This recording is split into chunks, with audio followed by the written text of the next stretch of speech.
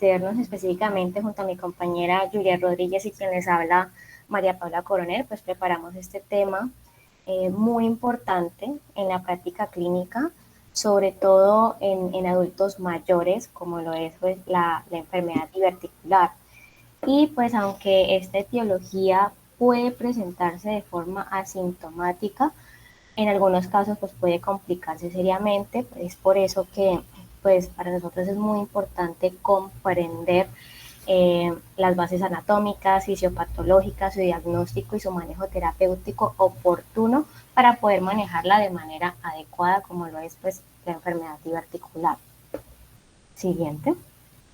Bien, entonces vamos a empezar con algunos conceptos básicos. ¿Cómo nosotros vamos a definir lo que es un divertículo? Un divertículo nosotros vamos a definirlo como una pequeña bolsa o saco que va a sobresalir hacia afuera de la pared del intestino, especialmente en zonas donde esta pared es mucho más débil. Ya voy a hablar más adelante de dónde van a encontrarse esas zonas más débiles. Y tiene un tamaño aproximado de 5 a 10 milímetros y se van a formar cuando la mucosa intestinal protruye a través de la capa muscular. Eso es lo que nosotros llamamos un divertículo. Además, cuando una persona pues tiene divertículos en el colon, pero decimos que esta persona no nos presenta síntomas, hablamos ya del término diverticulosis. Este hallazgo puede ser muy común, especialmente en adultos mayores, en el envejecimiento, y pues la mayoría de los pacientes pues van a ser asintomáticos. Por el contrario, cuando estos divertículos se inflaman, se infectan o provocan síntomas en el paciente como un dolor abdominal, sangrado, ya hablamos como tal de la enfermedad diverticular. ¿Y esto qué va a incluir? La diverticulitis, que es la inflamación e infección del divertículo. También tenemos la colitis segmentaria asociada a divertículos o la hemorragia diverticular. Eso es ya como tal el concepto de enfermedad diverticular. Vale la pena también mencionar que vamos a tener dos tipos de divertículos. Un divertículo verdadero que va a comprometer todas las capas de la pared intestinal, aunque estos son menos frecuentes, pues va a comprometer todas las capas de la pared, como lo son la mucosa, la submucosa, la muscular propia y la serosa. Estos son menos frecuentes, pero los más frecuentes en el colon son los divertículos falsos, que van a estar formados por la mucosa y la submucosa, que van a protruir a través de la capa muscular en los puntos débiles de la pared intestinal. Estos son los conceptos básicos que nosotros tenemos que tener en cuenta a la hora de hablar de enfermedad diverticular. Siguiente. Bien, entonces ahora hablaremos de a quiénes afecta esta enfermedad y qué factores van a hacer que aumenten el riesgo de desarrollar esta enfermedad diverticular. Decimos que la prevalencia va a aumentar con la edad y va a afectar pues una de cada 6 personas de entre los 65 y 79 años van a padecerlo y casi el 18% serán adultos mayores de 80 años. Además, pues en los países occidentales, pues como América y Europa, la diverticulosis va a afectar comúnmente en el colon izquierdo, especialmente el sigmoides en el 90% de los casos. Ya en las siguientes diapositivas les voy a explicar por qué afecta especialmente el sigmoides en el 90% de los casos. Por el contrario, pues en países asiáticos y africanos, la diverticulosis es mucho más frecuente en el colon derecho, con una prevalencia entre el 70 y 74%. Un dato pues muy importante a tener en cuenta es que solo el 4% de los pacientes que van a tener diverticulosis desarrollan diverticulitis. Es decir, no todos van a desarrollarlos. Y si lo hacen, hay una probabilidad del 20% que recurra de esta enfermedad en los siguientes 5 años. esa en cuanto a la epidemiología, importante a tener en cuenta. Ahora, en cuanto a los factores de riesgo que me van a predisponer a desarrollarla, tenemos la alta ingesta de carnes rojas. ¿Por qué? Porque las dietas altas en proteínas animales y las grasas, pues nos van a provocar cambios en la microbiota intestinal. ¿Y esto a qué favorece? A la inflamación, y así aumenta la producción de ácidos biliares secundarios que me van a debilitar la mucosa del colon. Otro factor de riesgo es que el paciente o la persona tenga una ingesta baja de fibra. ¿Por qué? Porque pues la fibra va a hacer que pues las heces sean mucho más voluminosas y mucho más blandas. Entonces, si la persona tiene muy poca ingesta de fibra, pues las heces se vuelven mucho más duras, y esto que va a provocar que aumente pues la presión intraluminal del colon, facilitando que la mucosa se hernie o me genere ese saco que es el divertículo a través de la capa muscular. Otro factor de riesgo es la falta de actividad física. El ejercicio a nosotros nos ayuda a mejorar el tránsito intestinal. Entonces, si nosotros somos personas sedentarias que no realizan actividad física, pues vamos a tener un enlentecimiento de vaciamiento del colon, y esto va a predisponer que se aumente la presión interna, entonces favorece también en la formación de divertículos. Otro factor de riesgo es tener un índice de masa corporal mayor o igual a 25. ¿Por qué? Porque ya tener este índice de masa corporal, nosotros ya tenemos una inflamación sistémica crónica. Y esto también que me va a predisponer, pues va a haber una mayor presión abdominal por el sobrepeso que va a tener el paciente. Mayor presión abdominal, hay una inflamación crónica, pues esto que va a hacer que aumente también la presión intraintestinal, lo que aumenta el riesgo de generar una inflamación diverticular. También como factor de riesgo tenemos el tabaco, que pues sabemos que el tabaco pues altera la microcirculación intestinal, entonces lo que va a favorecer es a hacer procesos inflamatorios crónicos también en el intestino. Y también como factor de riesgo, que también hay que tenerlo en cuenta, es la genética. Entonces todo esto nos va a predisponer, tanto la epidemiología y los factores de riesgo, a generar la enfermedad diverticular. Siguiente. Bien, ahora pasamos a la fisiopatología, es decir, a cómo se van a formar estos divertículos desde el punto de vista pues, anatómico y mecánico. Entonces, los divertículos, ¿dónde se van a formar? Suelen formarse en los puntos de debilidad de la pared intestinal, que son los lugares donde los vasos rectos, es decir, la vasa recta, penetra la capa muscular circular del colon para irrigar la mucosa. Y estas zonas pues van a ser mucho más susceptibles a la presión intraluminal, permitiendo que, pues, que la mucosa y la submucosa se hernien o protruyan a través del músculo y se genere así el divertículo como tal. ¿Por qué se forma mucho más en el colon sigmoide? Porque el colon sigmoide es el segmento de menor diámetro del intestino grueso, aproximadamente tiene un diámetro de 4 centímetros. ¿Y qué tenemos que tener en cuenta aquí? La ley de Laplace. ¿Y qué nos dice la ley de Laplace? Que a menor radio, mayor es la presión ejercida sobre la pared intestinal. Esto significa que cuando el radio es pequeño, el diámetro es pequeño, como en el sigmoides, la presión va a aumentar más intensamente sobre la pared, y es esa presión elevada la que va a favorecernos a la formación de divertículos, especialmente pues si la musculatura está debilitada, ya sea por la edad, porque el paciente sufre un estreñimiento o porque tenga también factores de riesgo ya mencionados como una dieta baja en fibra. Esa es como tal la fisiopatología y el por qué se produce más en el colon sigmoides. Ahora bien, eh, ¿qué tenemos que tener en cuenta también? La diverticulitis. Esta sección es clave para nosotros diferenciar los cuadros clínicos asintomáticos de aquellos que ya presentan pues una inflamación. Entonces ya vimos que un divertículo, ya vimos cómo se forma un divertículo. Y ahora pasamos a la diverticulitis, que esto qué significa que hay una inflamación, ya sea de uno o más divertículos. Generalmente, como ya lo mencioné, en el colon sigmoides. ¿Y por qué se va a originar la diverticulitis?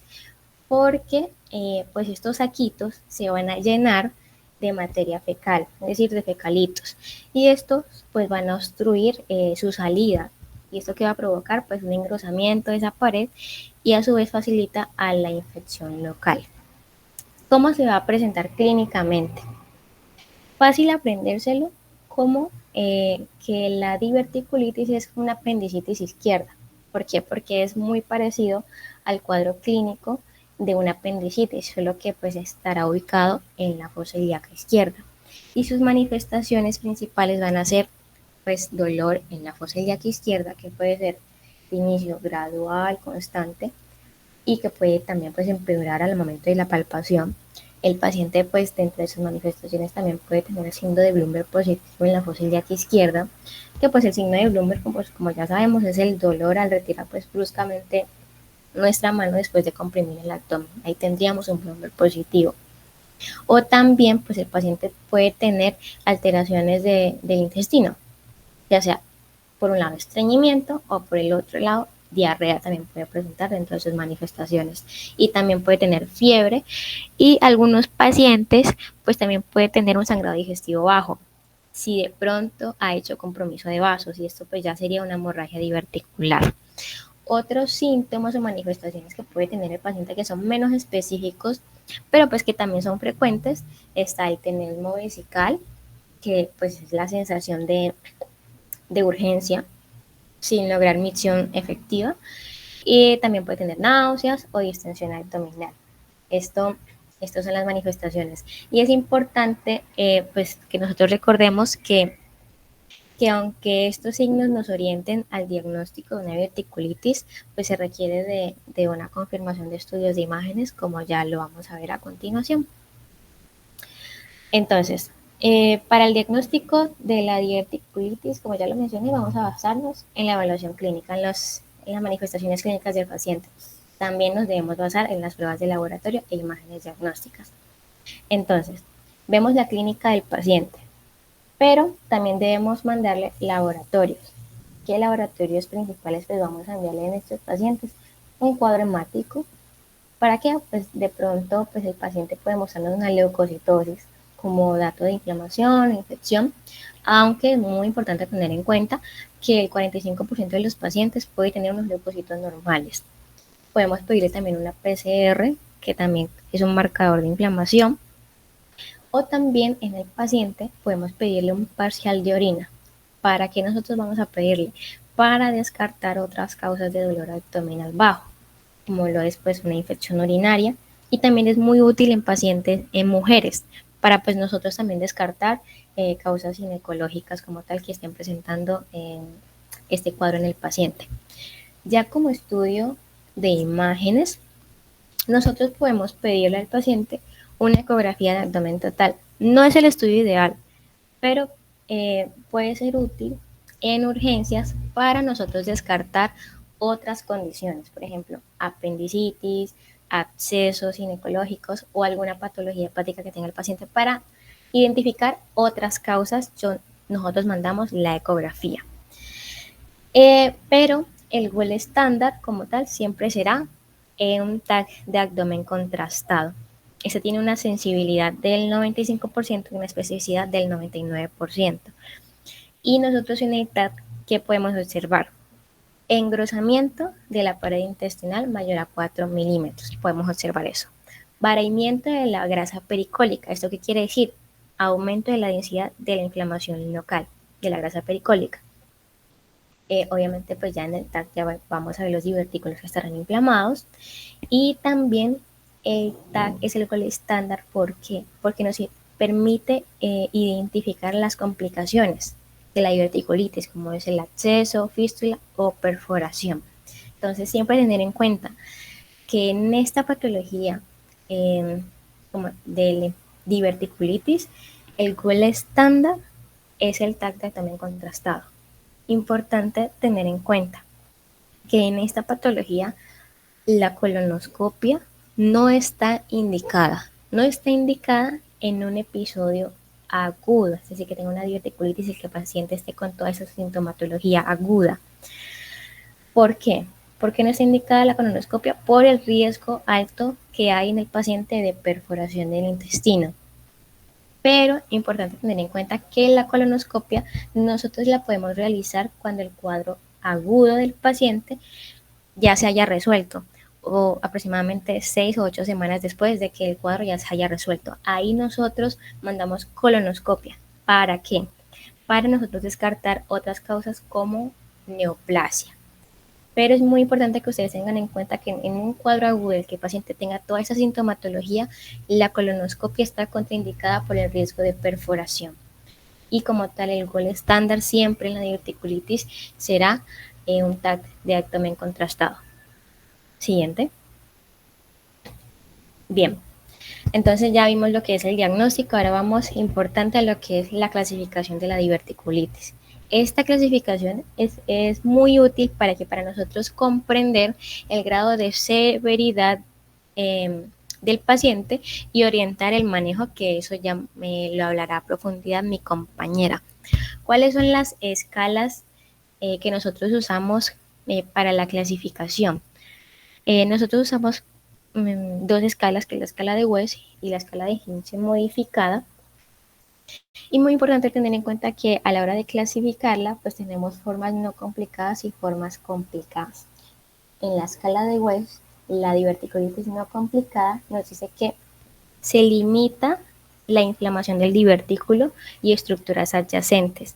Y en el TAC nosotros vamos a observar 1. Engrosamiento de la pared intestinal, 2. Vairamiento de la grasa pericólica y la presencia de divertículos, importante aquí, sin signos de acceso ni perforación.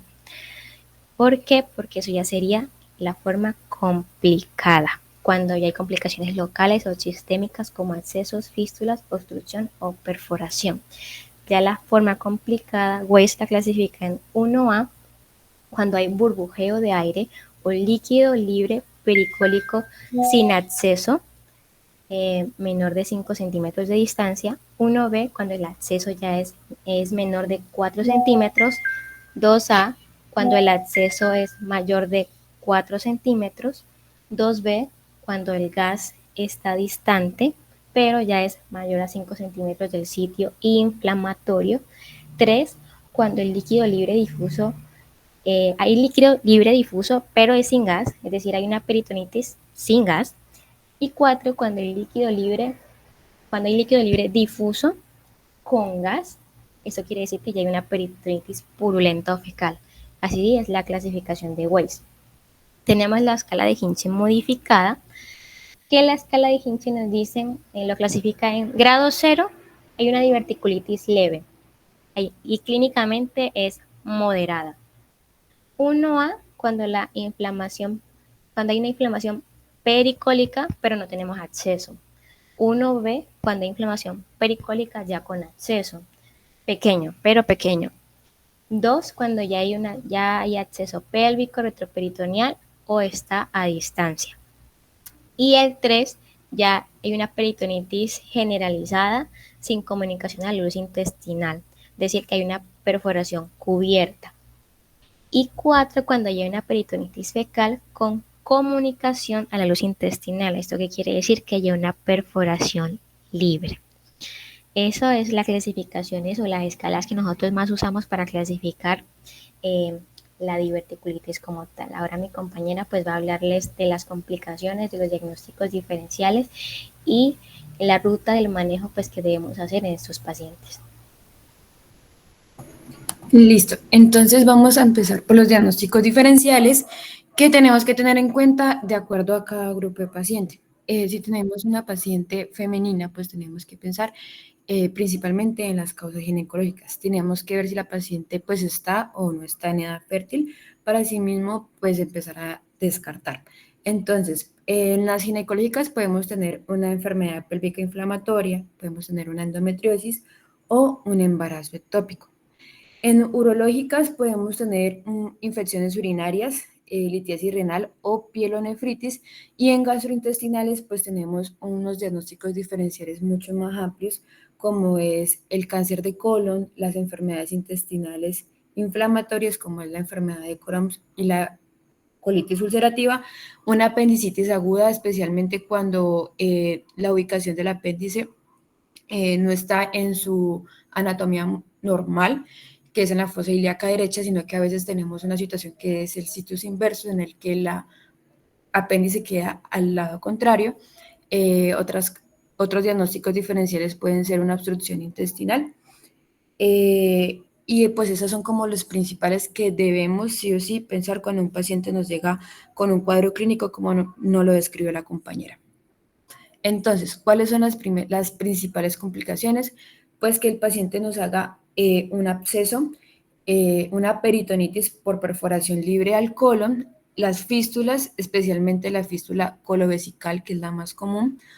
Después tenemos la colovaginal, aparte de eso tenemos la hemorragia, y por último es que todas estas complicaciones nos puedan llevar a una afectación sistémica, nos puedan provocar una sepsis e incluso un shock séptico y la muerte.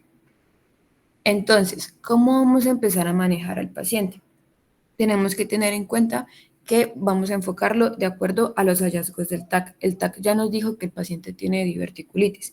Entonces, ¿qué vamos a ver? Si la diverticulitis está complicada o no complicada, que ya la compañera nos definió de acuerdo a la clasificación cuándo es complicada y cuándo no.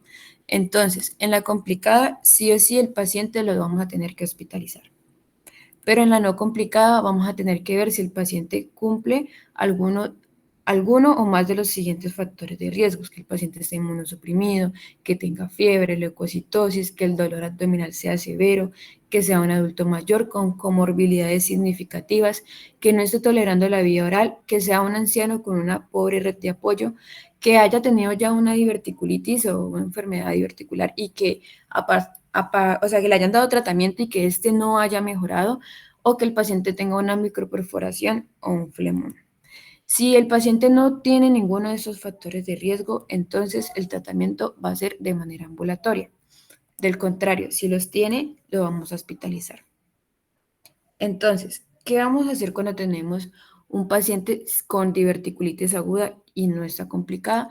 Pues, ¿qué nos dicen las guías? Que vamos a basar el manejo en analgesia, que es lo principal, por lo que nos consulta el paciente por dolor, en la dieta, que va a ser principalmente dieta líquida, clara, que posteriormente la podemos ir avanzando a dieta blanda y luego pues dieta regular.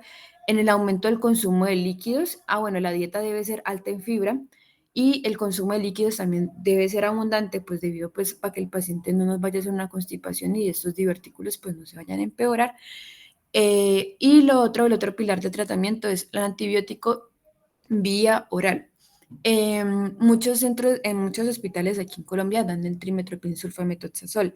Sin embargo, las guías nos recomiendan siempre dar ciprofloxacina 500 miligramos cada 12 horas y más metronidazol 500 miligramos cada 8 horas de 10 a 14 días como mínimo. Entonces, si el paciente, aparte de todo esto que le estamos dando, no nos mejora, o sea, si los síntomas persisten, el paciente pues vuelve a consultar, debemos repetirle sí o sí el TAC. ¿Por qué? Porque el paciente posiblemente pudo generar algunas complicaciones que posiblemente puedan requerir una hospitalización. Entonces, ahora en el manejo hospitalario, como ya les había comentado, se dan en las diverticulitis que son complicadas o que no son complicadas, pero que tienen factores de riesgo. En esta, los pilares van a ser los mismos, sin embargo, el antibiótico ya va a ser de endovenoso, se va a dar exactamente, lo recomendado es metronidazol más ciprofloxacina. Se recomienda que se den de 3 a 5 días endovenosos y si el paciente ya tolera la vía oral, pues se puede pasar de manera oral. También tenemos que la guía nos recomienda la piperacilina tazobactam o el ertapenem. Aparte de eso, los líquidos, lo ideal sería con lactato de Ringer o solución salina a 1 cc kilo hora. La dieta, pues eso va a depender de qué tan sintomático es el paciente. Si no nos está tolerando, pues nada, o si nos tolera, pues una dieta líquida. Y la analgesia puede ser acetaminofén o dipirona. Entonces, el paciente nos mejora, pues entonces vamos a ver si el paciente cumple o no criterios para el alta hospitalaria, pero por el contrario, si el paciente no nos mejora después de darle todo este manejo eh, farmacológico, pues tenemos que repetir el TAC y ver si hay una nueva complicación. Entonces, después de todo eso, también nos hablan mucho las guías de acuerdo del manejo según la clasificación de Hinch. Entonces, esto lo vamos a ver mucho en el hospital, que es que si el paciente tiene un Hinchi 0 o un Hinchi 1A, pues lo ideal es darle tratamiento antibiótico. Si tiene un Hinchi 1B y 1 o 2, pues tenemos que ahí ver el tamaño del absceso. Si el absceso mide menos de 4 centímetros, pues le vamos a dar antibiótico. De lo contrario, si mide más de 4 centímetros, pues lo ideal sería darle drenaje percutáneo más antibióticos. Ya si el Hinchi es un 3 o un 4, tenemos que pensar como tal en las técnicas quirúrgicas ya invasivas como tal, que van a depender, pues si tiene un Hinchi 3, vamos a hacer una sigmoidectomía, que lo que quiere decir esto es como reseccionar la parte del colon, o sea, como la parte del sigmoides, y generar como un cierre como tal, un muñón del recto y dejar una colostomía. Y después de que el paciente se sienta como, o sea, después de que el paciente desinflame, podemos considerar volver a unir esta parte. Solamente el 50% logran volver a unirse después de los 3 meses aproximadamente. Y si el paciente está hemodinámicamente estable, se puede considerar inmediatamente hacer una anastomosis, que prácticamente es unir las dos partecitas, pero sí o sí, si el paciente tiene un Hinchi 4, se debe hacer el retiro del sigmoides y hacer la cirugía de Hartmann, es decir, dejar la colostomía. Entonces, ¿cuáles son los criterios del alta hospitalario? Los criterios del alta hospitalario es que el paciente pues, se encuentre hemodinámicamente estable, que ya haya, pues sus síntomas estén resueltos, que no haya una leucocitosis y que el paciente no se esté tolerando vía oral. Si el, si el paciente pues cumple con esos criterios, pues el paciente puede continuar el manejo antibiótico de manera ambulatoria, completando pues de los 10 a los 14 días establecidos y se le puede dar cita de control, pues lo que nos recomiendan es una semana, pero sabemos que en nuestro contexto eso no pasa, podríamos darle cita de control entre los 15 a 20 días posteriores al alta. Y pues obviamente darle los signos de alarma y las recomendaciones al paciente. Y ya cuando enviarle colonoscopia, mi compañera María Paula ya lo mencionó, que es cuando al paciente ya se le resuelve como tal el cuadro de la diverticulitis, que eso suele pasar entre las 6 y las 8 semanas después. ¿Y esto para qué se utiliza? Pues uno, para evaluar la enfermedad, como la extensión de los divertículos, y dos, para excluir que no haya un cáncer de colon concomitante. Entonces, esos son como los criterios. Ahora, nosotros decidimos como traerles una actualización de las guías. Encontramos varias guías que nos hablan casi de lo mismo, entonces son de diferentes fechas. Entonces, durante estos años, por ejemplo, la guía de West del 2020 eh, fue como muy concisa y el resto de guías han venido recomendando o fortaleciendo esas recomendaciones. Entonces, en lo único que cambian, la guía de West, la guía de la a Sociedad de Gastroenterología y la ASHGET es que ellas no utilizan su clasificación igual, o sea, la WES utiliza el Hinchi y las otras simplemente las clasifican en complicadas y no complicadas o de acuerdo pues como a la severidad clínica. De resto, tanto el diagnóstico se hace con TAC, el antibiótico, el manejo antibiótico y el tratamiento ambulatorio están igual a las recomendaciones. También vimos que cambiaba mucho lo que es, pues, de acuerdo al manejo de los abscesos, que eso, pues, se utiliza, pues, de acuerdo a cada institución, obviamente, y que recomienda mucho para la prevención de recurrencias, especialmente en la última guía de Lashget, que como tal no es una guía, sino como un recuento de un caso clínico donde dan como tips o perlas de la práctica clínica en la que nos dice que, como mi compañera María Paula les había mencionado, que la fisiopatología también tenía mucho que ver con la microbiota intestinal, eso es como un factor de riesgo. Entonces, en esta última guía proponen como prevención de recurrencias el uso o no de probióticos. Igual todavía está interrogado, pero es como lo más nuevo que se ha visto en las últimas guías. Estas fueron las guías en las que nosotros nos hicimos énfasis, entonces vemos que cada una se enfoca de manera diferente. La UES es como más un manejo de urgencias y quirúrgico, la Asociación Americana de Gastroenterología es como más a los antibióticos y la ASHGET es como más al manejo endoscópico, el punto de vista endoscópico y de seguimiento. Y pues la verdad, hasta aquí dejamos la exposición. Esas son las referencias que utilizamos y espero que pues hayan obtenido pues los conocimientos más importantes para desempeñarnos en nuestra práctica clínica. Bueno, a la doctora pues, María Paula y a la doctora Juliet, pues muy buena revisión, realmente muy buena revisión de enfermedad articular y articulitis.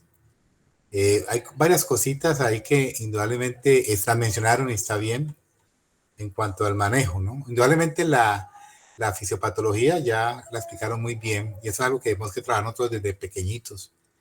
Es indudablemente la enfermedad articular indudablemente está asociada por una mala calidad de vida, una mala calidad de dieta, el paciente que no hace ejercicio, la obesidad, los factores de riesgo que indudablemente aumentan el riesgo de tener enfermedad articular. La causa de la enfermedad articular, sin lugar a dudas, está muy relacionada con esto.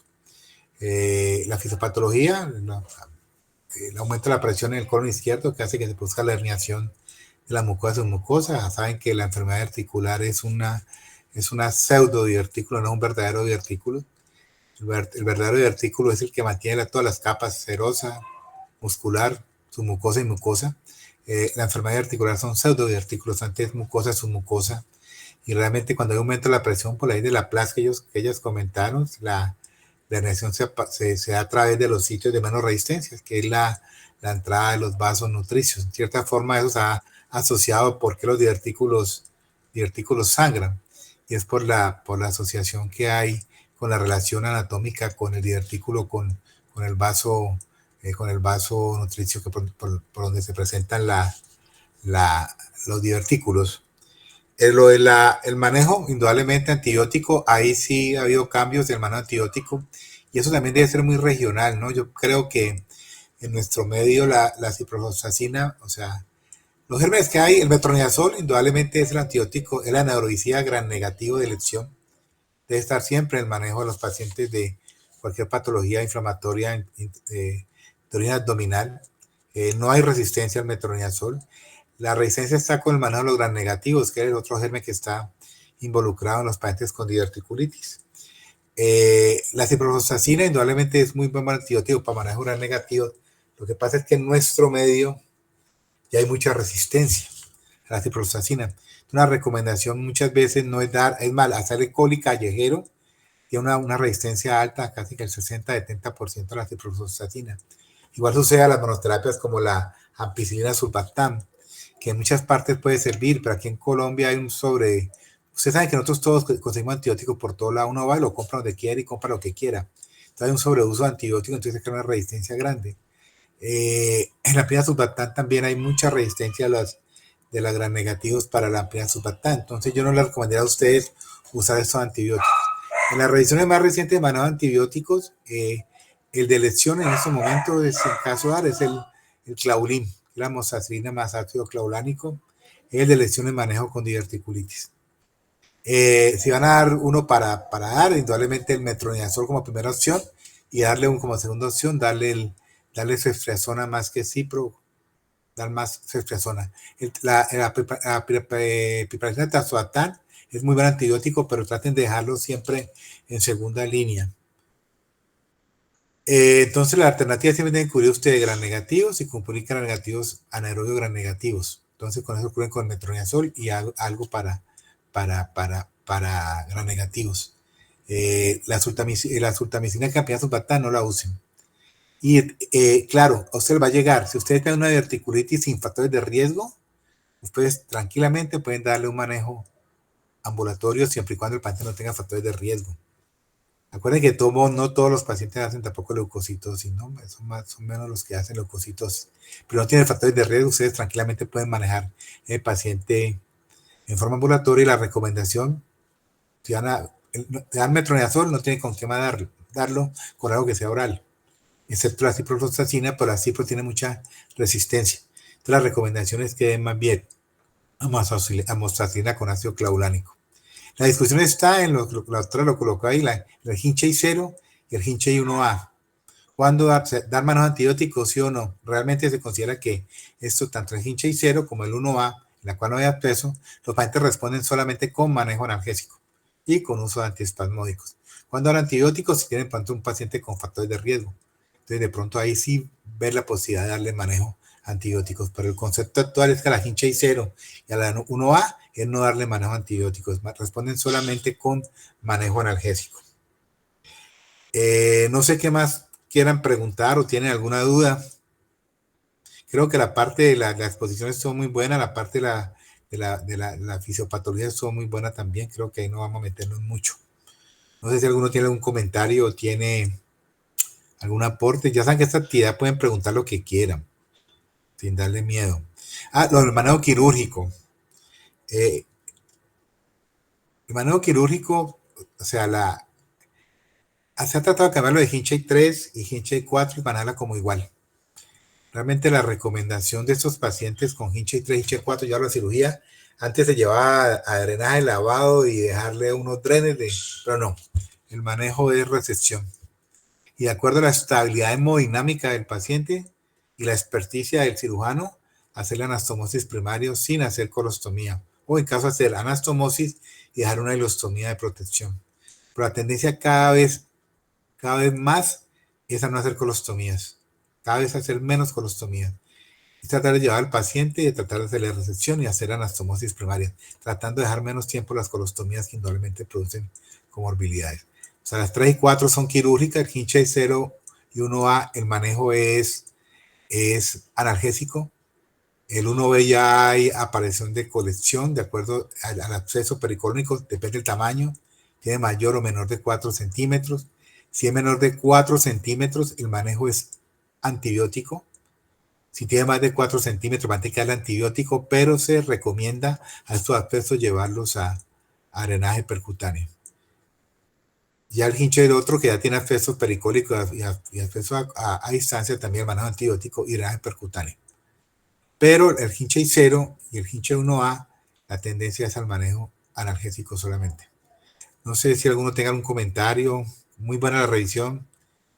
¿Tenga alguna pregunta? Nos quedan 10 minutos todavía. Entonces, la doctora María Paula y la doctora Juliet, ¿qué nos dejarían para llevar a casa? Una cosa que comentaron importante, algo que sí lo mencionan cada vez más, y la importancia de la microbiota. Indudablemente los pacientes que hacen diverticulitis o cualquier enfermedad o patología del colon, la importancia de la microbiota, eso es muy cierto. Se dice que los pacientes con una adecuada microbiota tienen menos riesgo de complicación. Entonces los pacientes disminuyen la posibilidad y aumentan el riesgo de hacer nuevos episodios de diverticulitis.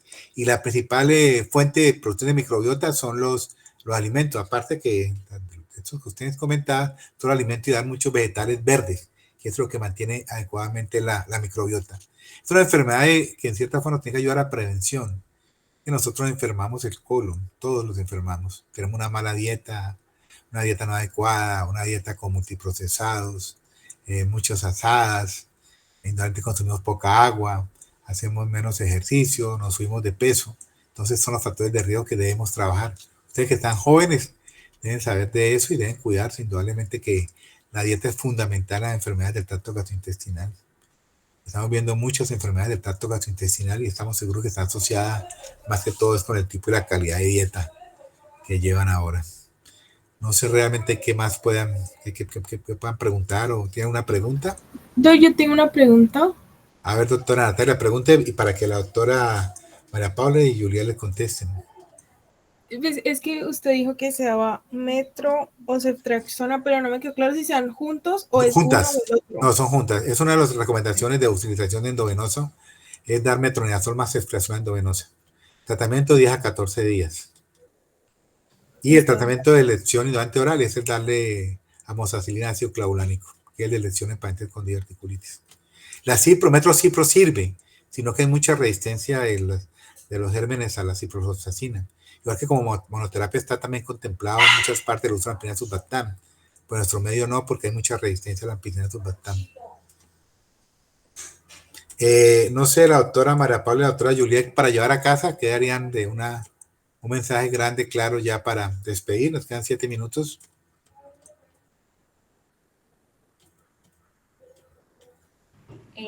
Pues tener en cuenta siempre que pues la enfermedad diverticular pues es muy frecuente, como ya lo mencionamos, pues es muy frecuente en personas mayores, y que es muy importante pues diagnosticarla a tiempo, y que su forma, si no la diagnosticamos, puede complicarse e incluso llevar a la muerte pues al paciente. Y pues tener en cuenta que se puede diagnosticar a tiempo, se puede prevenir, como ya lo mencionó usted, con estilo de vida saludable desde muy pequeño. Y nada, eso, diagnosticarla a tiempo, mirar siempre los factores de riesgo del paciente y sospecharla, obviamente siempre, cuando un paciente llegue con un dolor agudo en fosa ilíaca izquierda, siempre sospecharla. Y, importante, la colonoscopia, no mandarla por riesgo a perforación. Venga, que quiero darle una recomendación, porque estos pacientes, cuando ustedes llegan, ustedes se enfrentan a un paciente en un servicio de urgencias o están en un centro hospital rural, y ustedes consideran que la paciente tiene una diverticulitis, manejan como diverticulitis. Estos pacientes, dentro de su cuadro clínico, también presentan constipación, también tienen cambio intestinal. Error grande que tienen, no sé por qué, es que a estos pacientes les colocan enemas evacuantes, por favor. Yo ya he operado como 3 pacientes perforados por enemas evacuantes. Entonces, si ustedes están sospechando que el paciente clínicamente tiene una diverticulitis, por favor, y tiene constipación tras estreñimiento, no coloquen enemas evacuantes. Acuérdense que la diverticulitis ya está visto que son microperforaciones. Ya hay microperforaciones en los cuadros de diverticulitis. Entonces, cualquier tipo de procedimiento que aumente la presión intraluminal, por eso lo de la colonoscopia, pero mismo hace también un enema evacuante, puede producir perforación y hacernos una perforación y hacer un abdomen agudo. Entonces, si ustedes sospechan que una diverticulitis tiene dolor en fosa ilíaca izquierda, factores de riesgo, es obeso, es mayor de 40 años, si ustedes sospechan clínicamente, pero está estreñido, por favor, no coloquen enemas evacuantes, ¿listo? Porque existe el riesgo de que esta microperforación se vuelva una perforación, el paciente entra prácticamente en el abdomen agudo. Y la doctora Juliet, ¿qué más va a decir para llevar a casa? No, pues prácticamente, pues los estilos de vida son muy importantes para todas en general todas las patologías. Sí. Pero como recomendación, yo sí quisiera como agregar que sí o sí, cada vez que tengamos un paciente que le vamos a dar tratamiento ambulatorio o que ya le dimos alta, recomendarles, o sea, siempre darle los signos de alarma, las recomendaciones, porque muchos pacientes piensan que con el antibiótico, o sea, por ejemplo, llevan el día 3 de antibiótico, piensan que ya se empiezan a sentir mal y no consultan porque piensan que al pasar los días se van a sentir mejor, pero muchas veces esto es una complicación y pues puede generar la muerte, aunque no lo crean, esto es una alta tasa de mortalidad también. Esa es como mi recomendación, explicarle bien a los pacientes. Mira, mi recomendación para ese caso que usted está comentando, doctora, es que empiece el manejo, pero cite al paciente. Cítelo y hágale seguimiento, cítelo a las 24, 48 horas y usted misma se da cuenta cómo va evolucionando. Y eso es cierto, no dejen a los pacientes al ir al albedrío y denle muy claro los signos de alarma, porque así como puede mejorar, puede no mejorar, empeorar. Entonces, lo que hay que hacer uno que debe realmente hacer es hacerle un seguimiento y tener un contacto con el paciente. Lo que hace uno, yo personalmente a los pacientes cuando los veo, yo les dejo mi número de celular para que comuniquen conmigo por vía WhatsApp. Yo les digo que es por vía WhatsApp, que yo respondo por vía WhatsApp. Yo no contesto llamadas. Entonces por vía WhatsApp me pasan mensajes y yo les contesto. Uno siempre debe estar pendiente de los pacientes para ver cómo están evolucionando. Igual que si no tiene dudas, uno también los puede comunicar a ellos por vía WhatsApp Uno se comunica con ellos, les está preguntando cómo siguen, pero estos pacientes no los dejen solos, hagan el seguimiento. Una recomendación que les doy como parte de la que he aprendido yo con tantos años en la parte clínica y que vemos mucho pacientes con enfermedad articular. La otra es que la colonoscopia hay que pedirla más o menos 4 a 6 semanas posterior al cuadro agudo. Hay estudios que dicen que puede ser antes de las 2 semanas y que los riesgos de preparación son menores, pero a las 4 a 6 semanas casi que no hay riesgo, entonces mejor esperar 4 a 6 semanas que ponerse una hacerla antes de la segunda semana. Entonces, la ideal es que se haga una colonoscopia post-diverticulitis, deben pedirla después de 4 a 6 semanas. Las fístulas colovesicales, que es una de las complicaciones de la diverticulitis agudas, solamente se da prácticamente que en hombres. Solamente en hombres se ven las fístulas colovesicales. En mujeres, para que se produzca una fístula colovesical, tiene que haber una condición. Es que la paciente tiene que estar histerectomizada. Si la paciente no está histerectomizada, la posibilidad que haya una fístula colovesical es prácticamente que nula. Otra cosa es colovaginal, pero esta es colovesical. Entonces, prácticamente la fístula colovesical es mucho más frecuente en hombres. En mujeres que están... Si usted ve a una paciente con una fístula colecistobesical, mujer, tenga la seguridad que tiene que estar histerectomizada. Si no está histerectomizada, no tiene cómo hacer una fístula colovesical. Yo pienso que muy bien la revisión. Para otra semana, ¿qué escogieron? Ya saben que esto es un escenario abierto. Urgencias anorrectales, doc. Está a cargo de Isabela Bravo y mi persona, las dos hermanas. Bueno, está bien. Y sabe que este tema, pero es que lo vemos en quinto año, y yo lo reviso con los muchachos, compañeros de quinto año. Es más, la otra semana lo vamos a revisar con ellos, ¿no? Entonces dejémoslo para revisarlo con ustedes. Ah, listo. O sea, las urgencias anorrectales me parece a mí que son importantísimas, me parece un tema fundamental. Yo creo que no hay una patología peor manejada por el médico general que son las urgencias anorrectales. Y el 98% de las urgencias anorrectales tranquilamente la puede manejar un médico general. Me parece un buen tema, muy buen tema para internos, todo cuando van a salir. Sobre todo la cantidad de mitos